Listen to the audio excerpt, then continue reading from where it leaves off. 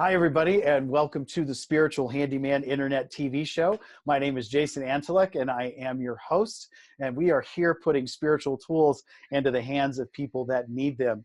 Today, we are going to be talking to author, artist, and musician David Young, and his book, The True Story of Jesus and His Wife, Mary Magdalena. He's got some really amazing things to share with us on his journey. And real quick, remind everybody that you can catch fresh episodes of The Spiritual Handyman every Thursday on YouTube. That posts at 10 a.m. Mountain Standard Time every Thursday. You can also check us out at thespiritualhandyman.com. If you'd like to support the show, be a guest, be a sponsor, donate, you can do so through those channels. We are also available on Facebook and Instagram, so find a place to connect, be a part of the community, like, share, subscribe, get involved, and spread the word. So let's get to our guest today. I'm really excited to have David Young on the show. When I found out that he had agreed to do the show, the first thing I did was go and listen to some of his music, and quite honestly, I was hooked right from the beginning. And my awe just grew from there with the artwork and with the book. There's so many amazing things and talents that are brought together in one place. So David, is so grateful to have you on the show and have you share your journey with us. Please introduce yourself and share a little about you for everybody. Well, thanks for having me, Jason. Well, I never would have believed that I would be involved in something like this book. Because I grew up in a Jewish family, and you know, when you grow up in a Jewish family, you're not even allowed to say Jesus' name in your house. So I started doing meditation events in 2014.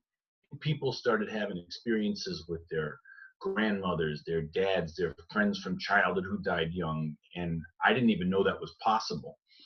And after about 6 months, about 500 people had one of those experiences, like that they shared it in front of the group. It was just mind-blowing, because even though I had been meditating for like 30-something years at that point, I didn't know it was possible to have an interdimensional communication. I must have been out that day at music school. I just never knew that you could do that, you know? And then after 6 months, something really bizarre happened. 3 people saw Jesus standing in the same spot in the room. And that was really something to wrap my mind around. And I have to tell you that when the first 2 people shared, I honestly thought they were nuts, you know, because I didn't know that was possible. But then as I was packing up, this woman came up to me and whispered, "I saw him standing in the same spot, but I didn't want to say anything in front of everybody." I'm like, holy cow, this is, for some reason, when that third person shared that, I believed it. And so there was a famous channel that I was talking to who was helping me to understand why people were having these experiences at my events. And so he was a channeler, a very famous channeler named Bert Murray. He lived in Canada. I never met him physically, but I used to speak to him on the phone every day, and he could explain the wild, crazy, cool spiritual things that people were experiencing every night with me, you know. And I asked him if he could channel Jesus, because 3 people saw him standing in the room, you know. So he said, "I can't guarantee it, but I can try." So then there was a silence on the phone, which is where they hold up the suspense sign in the movie, you know, wondering, like, is he going to pick up the phone? I mean, how is that going to all work, you know? And after about a minute of silence, Bob said, "Okay, I've connected with Jesus. What do you want to ask him?" My mind went blank. I couldn't think of anything to say. And all I could say was, "This is just so weird. Growing up in a Jewish family and having a conversation with you was so strange." And he said, "I can understand that. I grew up in a Jewish family also." That's where it started, which kind of made me relax, because it made me feel like, you know, if he could make me laugh and if he was funny, it kind of humanized him a little bit, you know. And then I asked him, you know, what does he like? What doesn't he like? And he explained a couple of different things to me. And the last thing he said to me was that I did not create Christianity. And that was a wingdinger, you know, that was a big one. And so a few weeks later, I was chatting with a friend, and I shared this with a friend, and this friend said she just finished reading a book that was supposedly channeled by Jesus to the author. And those exact words were in the book. And 5 other people since then, when I shared this at my events, raised their hands and say he said the same exact thing to me when I channeled him. Wow, that's a considerable amount of validation. Oh yeah, That's yeah. a lot of stuff going on, all the same. Yeah, they are in the validation business. You know, But because there's a part of us as humans that thinks that showing people we're skeptical, that shows people, we think showing people we're skeptical shows that we're intelligent, but being skeptical actually just means you haven't had a big validating spiritual experience yet, if you were in that sentence, because eventually we all have these experiences. And there are over 20 million Americans who've had near-death experiences that were documented by their nurse or doctor in a hospital.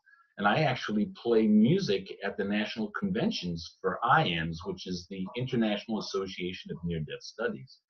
And people who've had a near-death experience, when they come back to their physical body, and because they survived, they didn't, move up to the heavenly dimension full time. When they come to my events, they say the closest thing they ever heard to the music they heard in heaven while they were having their near-death experience is the music that I create by playing 2 flutes at one time at my events. And just to secure that and revalidate for you, I guess, having been someone that, while I didn't recognize it when it happened, have had a near-death experience, and that's actually very true. There was a lot of time after my situation where I could hear music, but it was just far enough away that I couldn't quite make it out. Right. And then when I connected with your music, immediately it brought me right back to the understanding of that. And it's music that I heard through computer speakers, but I felt it down inside me. I felt it in my soul. And it really, really connected with me very quickly. Your artwork started to do that pretty fast as well. And I saw some of the pieces, and then to hear about how that rolled into the next phase for you. Like you said, there was, you never expected to do all of this, right? I didn't know that was part of the plan. I could tell that all the stories that were happening with what people were experiencing at my events, because at this point over 7,000 people over the last 4 years, because I've done 400 events in the last 4 years. Most of my events are called a portal between heaven and earth, and I do these all over the country. But over 7,000 people have shared in front of the group when the meditation was over that they had a conversation or spiritual travel with Buddha, Jesus, Moses, Krishna, Mother Mary, Mary Magdalene, Isis, Kuan Yin, Archangel Michael, Archangel Metatron, Archangel Gabriel, or one of their loved ones. So one of the things that was incredible for me to hear 7,000 people share what their experiences were in the meditation gave me a lot of insight into the consistency of what people were experiencing. And out of that 7,000 people, over 1,000 people had a conversation with Jesus, his wife Mary Magdalene, or Mother Mary. And to hear that many people share what they had to teach them or share with them, you get to hear, that's why they have witnesses in a courtroom, because you get to, validate and confirm what different people are experiencing. And, it was amazing, but not one person out of the 1,000 people who connected with Jesus, Mary Magdalene, and Mother Mary at one of my events, not one of them was ever told anything from the Bible. Not one word of scripture anywhere. And, over time, that really means a lot. And there were a couple of people who asked Jesus and Mother Mary about certain things that were in the Bible. And they flat out said, I didn't say that. And you are very clear right on the cover of the book. This is not about religion, and I am not a Christian. And well, Well, it's an interesting thing because before the book had come out, I had like a prototype of the book, and people would see Jesus's name on the book and automatically think this was about Christianity. And this is about the opposite of Christianity. This is because it's almost like there's two Jesuses. And I mean this in a poetic way, but there's the Jesus who's the real guy, who has his own real beliefs. And then there's the story that Christianity made up about him. Now, everybody knows what it feels like to be misunderstood by one person, you know. And if you, like, in a work situation, if you're misunderstood by 3 people, it's horrible, right? Well, just imagine having 5 billion people misunderstanding you and thinking you are something that you're not. He would never tell people to go into another country and attack and kill people because they wouldn't accept Christianity. He'd never do that. You know, he would never tell anybody. He never puts himself above anybody. So, I mean, the problem of what Christianity created, they made this situation where they make people feel unworthy. They tell people that you're born a sinner, and no matter what you're going to do, you are going to be a sinner. And honestly, I've tried to talk some people out of it by saying, like, tell me one horrible thing you did this week that made you a sinner. And they say, well, I haven't done anything bad this week. Okay, what about this year? Tell me one horrible thing you did this year that would make you a sinner. And they would say, well, I haven't done anything bad. So I'd say, well, why do you think you're a sinner if you're not doing any horrible shit to people? You know, what's so bad about you? And then I had somebody, it was almost funny. She said, listen, I'm a sinner and don't try to talk me out of it. You know? I am what I've been told, and you can't change my identity. I am so sorry I tried talking you out of that. You know? But, if you think about it, look at it from this perspective. Let me ask you a really dumb question, Jason. So do you think that God loves you? Yes. Okay, good. That was the right answer. Okay. I was going to say I know he does, but yeah, right, absolutely. Yes. So do you think God wants you to be happy? Of course. Of course, right? And so do you think that God wants you to feel good about yourself? Of course. Right? That's what happy is, right? Right. That's the purpose of life and the goal of life, to be happy, right? Mm-hmm. So anybody who tells you you're a sinner that makes you feel bad about yourself is obviously not God. Because if God loves you and wants you to feel good about yourself, anything connected that makes you feel bad about yourself and tells you you're a sinner is not God. And that's the conundrum, right? Is that the persona that was put on us before we've even had an opportunity to do anything right or wrong, one way or the other. And I have to tell you, from working with all of the ascended masters, because one of the things that's really important for everybody to know is that the physical dimension is totally different, the way they look at certain things, than the way things are looked at in the heavenly dimension. Because in the physical dimension, everything is separated. You either go to this church or that synagogue or that temple. If you go to one church, you're never going across the street to that temple. You'll never even walk into the place, right? Because everything in the physical dimension is separated. But in the heavenly dimension, everything is connected. So what does that mean? That means that Buddha thinks Jesus is cool and Jesus thinks Buddha is cool. And Mother Mary thinks Kuan Yin is cool and Kuan Yin thinks Mother Mary is cool. They're all one team.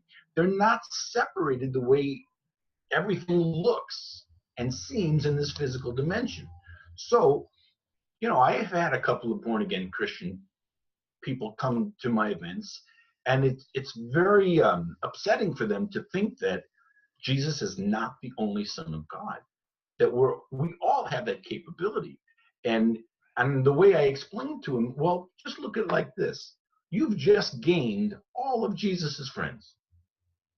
Because there are people who come to my meditation and will have an experience with Buddha and Jesus and Yogananda, or Krishna and Jesus and Moses, or Gandhi. You know, it's not the way religion has taught people, that it's this way or the highway and the low highway. You know what I mean? That's not the way it really works. All the ascended masters are always working together with people, because they actually want people to understand that they're all together as one team. If you think about them as a baseball team, they're all wearing the same shirt, wearing the same hat. And what is the goal of the game? The goal is to win the game. The way the game is won is by having enough light workers here on Earth who are being helped and trained and taught by the different ascended masters together.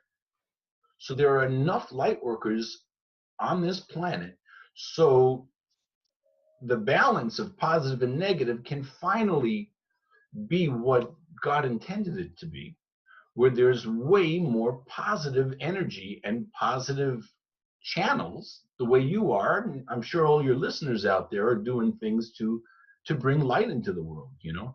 And just for the record, I've cleared this with the ascended masters, but there are really only 3 religions on this planet. There are the people who are trying to make things better. There are the people who are doing nothing. And then there are the people who are making things worse for other people. At the end of the day, that's the only thing that counts.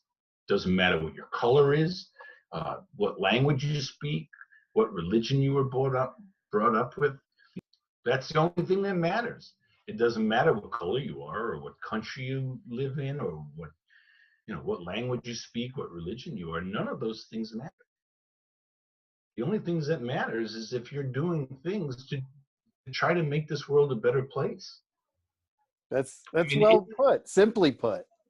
You know what? If it's complicated, then it makes it more difficult for people to understand. This stuff is not necessarily, it's not important for it to be complicated. One of the things I tell people at the beginning of my events is I say, okay, repeat after me. This is not as complicated as I thought it was. It's not as complicated as I thought it was, because the whole thing is not as complicated as I thought it was. I often say simple is the most powerful. So the more simple we can keep it and make it, the easier it is to follow too. I agree. I really do. I try to find the easiest ways to describe things, so this way people can wrap their mind around it and take it home and use it, instead of, trying to figure it out. So I have a question for you that just kind of popped up as you were sharing, and it kind of relates to you were doing the artwork, but you didn't know that it was part of the finished product, but you were just following it. So I gotta wonder, with 60 albums, I think is the number. Do you go back beyond this journey and see where there were influences that were ascended masters or energies or Yeshua or whatever in before all of this started? Do you recognize any of that? All of this before I did the 60 albums, or you mean before I did the book? What do you mean? Before you did the book, like while you were creating all this amazing music that is internationally known. Well, I started, my early CDs were under the name Celestial Winds. Maybe some of your listeners out there have some of my early CDs. I did those CDs in the early 90s. And then I went solo, and now I've recorded 60 albums. But over the last 3-4 years, I've been doing 3 or 4 of these meditation events every week, and people were sharing these experiences. So when one of the funny things that would happen is that let's say I'd be doing an event in a city where I didn't know anybody, and when the meditation was over, somebody would raise their hand and say, Yeshua just showed up to me and he said, I'm supposed to ask you, when are you going to get working on that book? What book is he talking about? Because these are people who didn't know anything about me, didn't even know that there was like a book in the making or anything, or that I was supposed to be working on, but I was tired from doing all the work that I was doing. I didn't really want to get into working on the book. So during this time, after the meditations were over, the events were over, I would go back to my apartment and I would paint, because I had this energy in me from being in a meditation event for 2.5 hours. You know, an hour of that was meditation, and the other time was me either teaching or doing questions and answers with people. So all the spiritual energy that was in me in that environment, where you feel the presence like instantly. You know, there are some people that I've put that flute up to my mouth, and from the first note that comes out, they're gone. They're in heaven. They're just completely out of their body. And so I would be making these paintings thinking that these paintings were just abstract paintings. And when I had all the book put together with like the chapters, I realized that I could put my paintings in the book, but I could also use ghosted images of the paintings as background images underneath the text of the story. So while you're reading the story, you could be seeing these beautiful colors in the background, you know. And when I realized that, all of a sudden the lights went on, because like you can see over here, you can see that there's color in the background, and then there's also a painting, you know.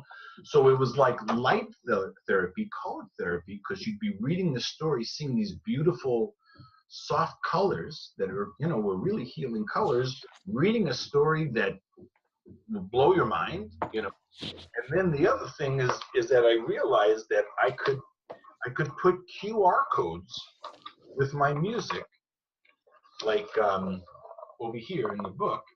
I could put QR codes, so this way you could scan those QR codes with your phone, and then have the complimentary soundtrack music that's been chosen for that chapter, you know.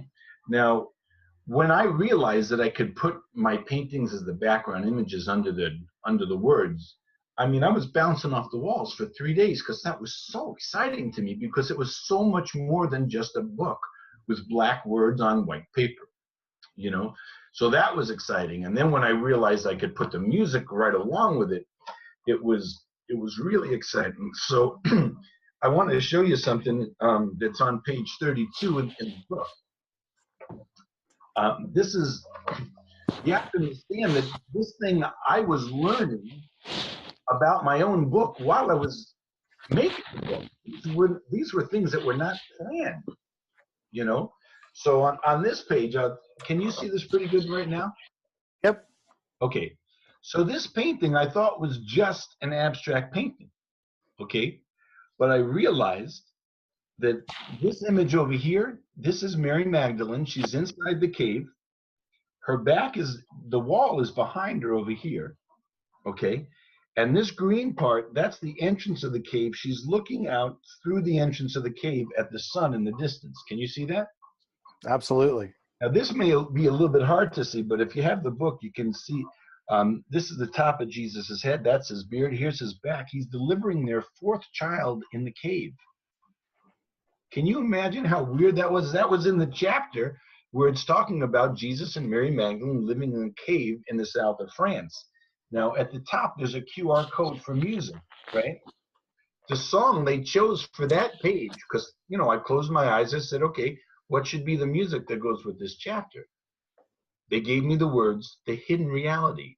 I have a song called The Hidden Reality that's a vocal song, because 50 of my albums are vocal, and I'm sorry, 50 of them are instrumental and 10 of them are vocal.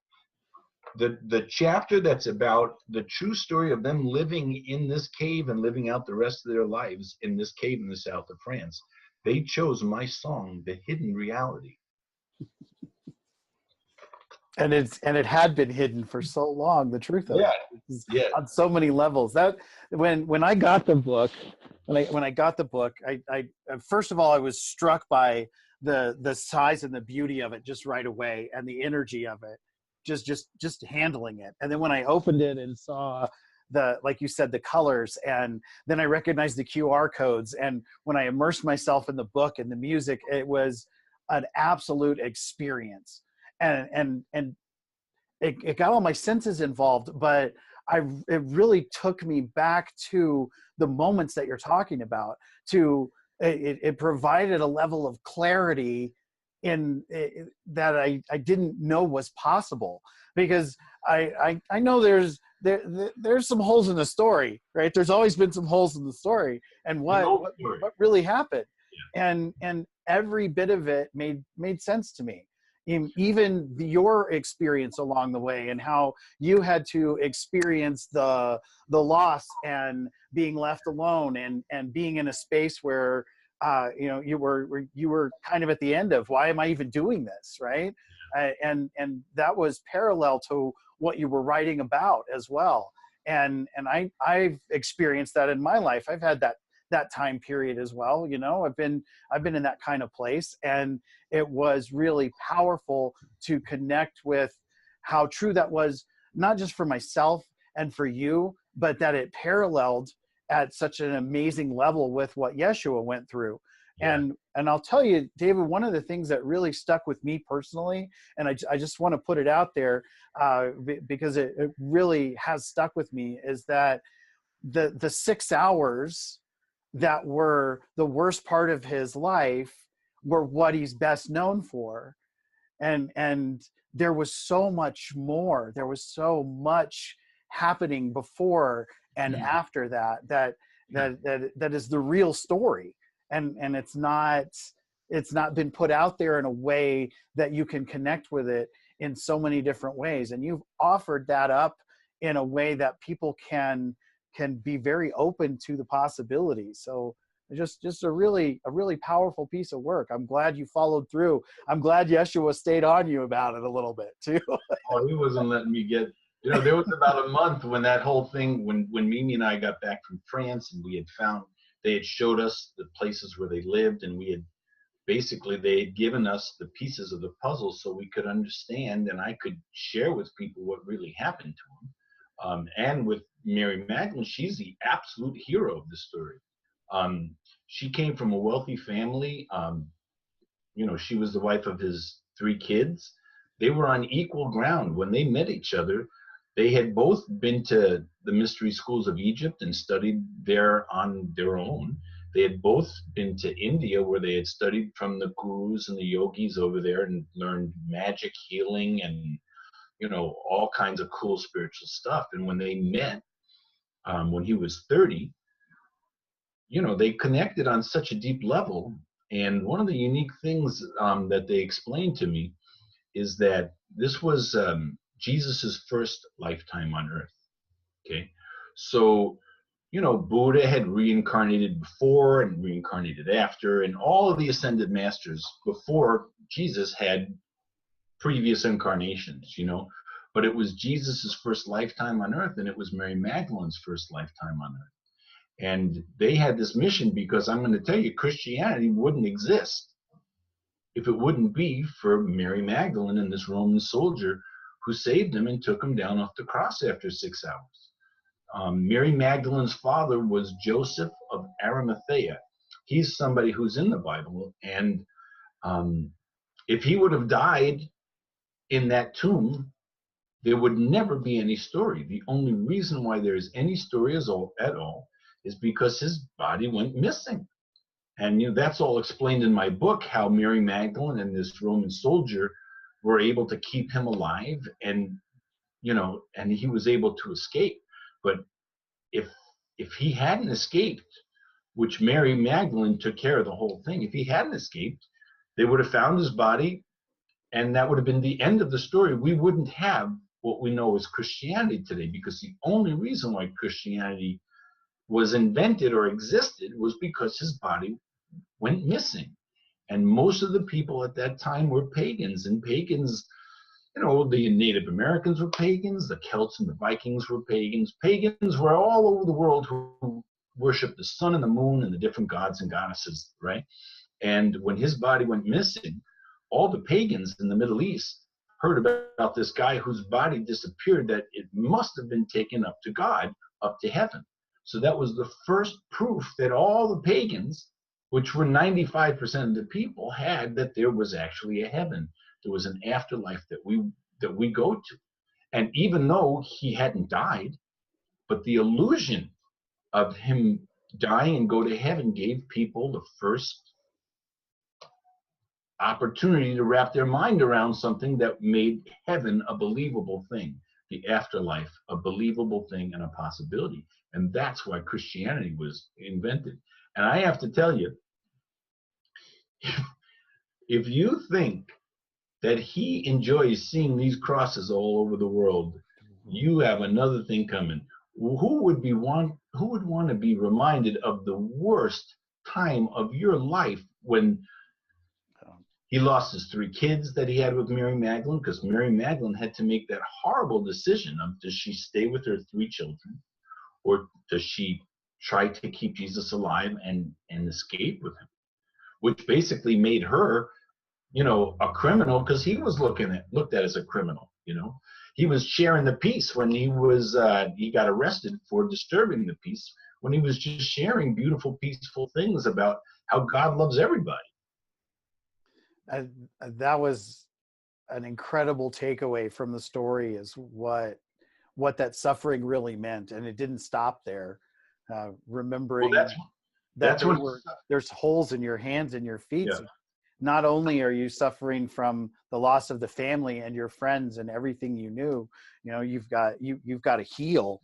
And that was decades, right? Yeah. Before you were even, you know, fully human, literally again. So yeah, there's the worst thing, such a horrible thing.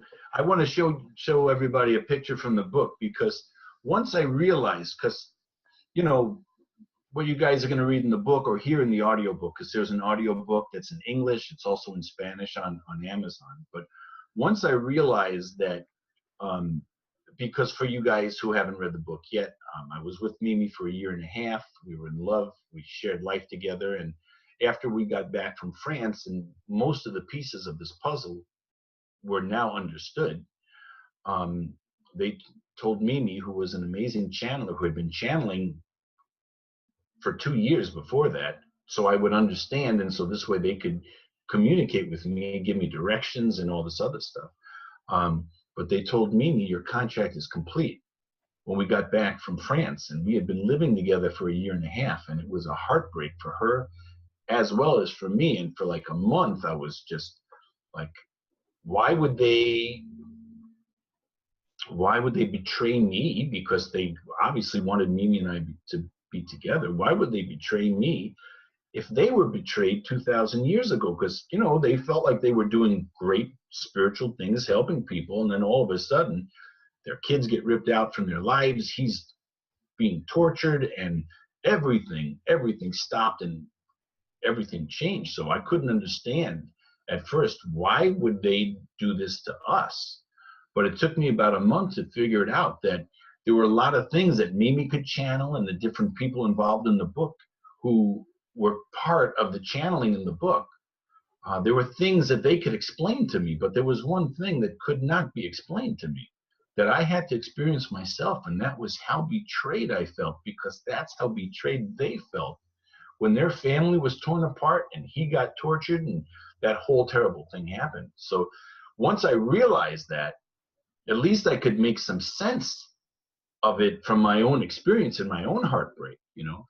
So then I was in Phoenix doing events, and I had to fly back from Phoenix, and I called an Uber to take me to the airport, and my Uber app wouldn't work. It had been working all week, you know, and so I went on to another app called Lyft, and I ordered a car to take me to the airport after I had been talking about his suffering that really started after that horrible day. And I go out in a minute, there's a car outside the door. I'm like, wow, it should have taken 15 minutes for a car to get there, because I was in the suburbs. And I get out to the car, and this guy's got a big giant tattoo on his arm. And this is what the tattoo says. To live is to suffer. To survive, that's to find the meaning in the suffering. I've been talking about his personal suffering for 10 days, every day, for an hour or 2 hours. And then I've never seen anybody with a tattoo like that. It was just so perfectly timed. And, you know, there you have it. It's almost like for you, the validation never stops, and the path, the light on the journey just keeps kind of moving down the path for you. You know, it's really interesting that you say that, because yesterday I was walking. First of all, this from doing all these events that I've been doing, and you know, partnering up with all the ascended masters and the archangels that we all have the potential of doing. You know, yesterday I was walking because I have a big art exhibit that's this Saturday with a book signing. It's in Hollywood. It's like a big deal. It's probably the biggest thing I've done in my whole career besides playing for Paul McCartney, right? So I was on my way to a restaurant to get something to eat.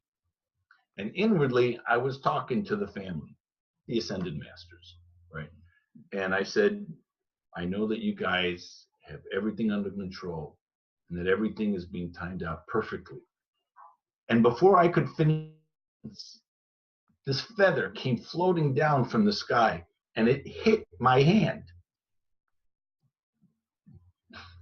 Wow. I didn't catch it. It bounced off my hands. I guess if I was really good, I would have caught it. But it hit my hand. And, you know, a feather's a gift, you know. Yep. I agree. I agree. That's and it continues for you. That's beautiful. I'm really excited for this information to get out there and for people to connect with the book and the music and the artwork, and just the whole package is so immensely beautiful. Thank you on behalf of someone who's received the messages and enjoyed that beauty and that presentation. That's been touched at a spiritual level, a personal, emotional, mental. I mean, every capacity has been infused with the information, and I appreciate that. And I know you're going to have that same impact in a lot of lives. I know that the story will, and that the combination of what you've put together is so immensely powerful. It's been an absolute pleasure, and I'm so grateful that you agreed to do the show, and that you took the time to share that with us in such a frank and open kind of way. It seems to be that really is the guy who you are, and it comes through. Your passion and your belief of it and your connection to it is so powerful. So thank you for putting that in a form where we can all consume it in our own way, and continuing to put that information and those possibilities out there in the world for us. Oh, you're totally welcome. And I know that you're in Colorado, and I know you'd like to bring me out there to Colorado, do some events, and I'd love to come out. No, absolutely. I can't wait. I can't wait to hug you in person. And on behalf of the, thank you. On behalf of the Spiritual Handyman community, we appreciate what you're bringing to the world, the truth of it. Let's just be real. The truth of it, and the light and the beauty and the magic and all of those pieces together are spreading the word. You're creating light workers, and little did you know you're a light worker. Ta-da! Right? So thanks again for taking the time and being a part of the Spiritual Handyman Internet TV show. I can't wait to bring you out to Colorado and have you share your events with that many more people in a new place. Awesome. I look forward to meeting you too in the physical. Yeah, excellent. And everybody, thank you so much for taking the opportunity and spending the time with us today to enjoy David Young and all that he brings to the world. You can check him out at davidyoungmusic.com. You can also get the book, the True Story of Jesus and Mary Magdalena. You can get it on Amazon. I'm sorry? Jesus and his wife, Mary. And his wife, Mary Magdalena. Oh, I was doing it from memory. I didn't want to pick up the book again, but so you can get that on Amazon. You can get the audio book. There's an ebook, so there's lots of options and opportunities. If you are into David Young's music, which after you've heard it, you absolutely will be. It's available on his website for download. He's got lots of CDs. And if those of you local to Colorado, keep your eyes and ears open, because here in 2019, David's going to be joining us in person for some events. We're going to make sure that that happens. So on behalf of the community, David, one more time, thank you so much for spending your afternoon with us. And we can't wait to see you in person. And everybody, don't forget that you can like, subscribe, you can participate in the community through all the buttons and all the cool stuff. Check us out at thespiritualhandyman.com on YouTube, Facebook, and Instagram. Always putting spiritual tools into the hands that need them. And we will see you guys in the next episode. Bye.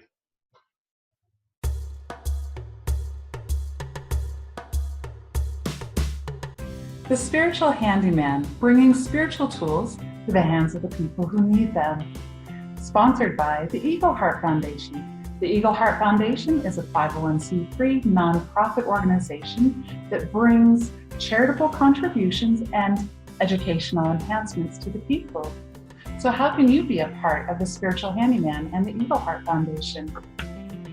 The Triple Win Situation. This book was written by Granddaughter Crow, and half of the proceeds go to the Eagle Heart Foundation, which in turn sponsors the Spiritual Handyman. How to get one? It's on Amazon and Kindle for only $9.99. So we are here to bring tools to you. Thank you so much, Spiritual Handyman. We believe in what you do.